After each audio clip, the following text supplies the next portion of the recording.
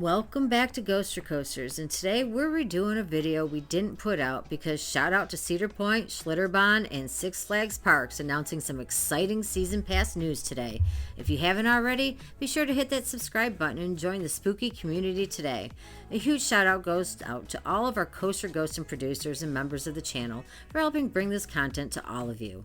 Now, let's get into how these season passes are going to work, discuss the Fast Lane Flash Pass thing, and of course the All Park Passport options and where we can use it. One of the first things we have to mention is it's pretty unique seeing the Cedar Fair branding on Six Flags releases. You can see the upper leadership is mostly comprised of Cedar Fair minds, and as expected, the shifting company seems to be taking its lead from the former Cedar Fair at the moment. This should be good news for most of us out there, and if you're keeping track of things, they have started using the term legacy parks when discussing certain parks in the chain, so let's go ahead and get into what all of this could mean going forward.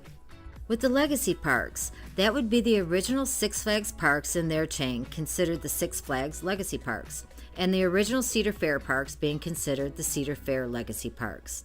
It seems there is still a shift in how management is going to handle the entire company going forward. Maybe some things to work out long term, as we're sure all of the parks have a unique overhead and management system, which would be a little disruptive to implement new changes and policies across all 40 plus properties they now have in their chain. It seems like they are trying to make the transition as easy as possible with some slight changes, of course, in the company. Six Flags has their way, Cedar Fair parks have theirs. So what crossovers have we seen so far? Well, one of the first was the chaperone policies at the Six Flags park, specifically Six Flags over Georgia. Guests under 15 must be with a chaperone after 4 p.m., which is something we have seen implemented in the Cedar Fair chain at a variety of parks such as Carowinds and other ones, so these have been in place there. But the real interesting part here for us is how are these season passes going to work with the 24 season passing by? We have to start looking forward to the 2025 season soon, right guys? Rumors about a week ago stated the legacy parks may keep passes separate with the intentions of adding the all-season passports to them at a later date. And we also heard rumors that they may just do a pay-per-park add-on to the pass. And, well, it looks like we already get the All Parks Passport option next season starting in January. Cedar Point announced today on their website that Cedar Point is excited to announce that the All Park Passport add-on will offer access to more parks starting in 2025.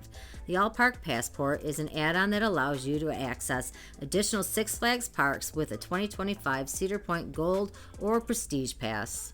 Let's go ahead and take a quick look at all the properties you guys can venture into beginning next season. The site states your 2025 Cedar Point Gold or Prestige Park Pass with an All-Park Passport add-on will be valid for parking and entry at all Legacy Six Flags parks starting January 6th, 2025, including Six Flags Magic Mountain in California, Six Flags Great Adventure in New Jersey, Six Flags Great America in Illinois, Six Flags Over Texas, which is in Arlington, Six Flags Fiesta Texas, which is in San Antonio, and Six Flags Over Georgia.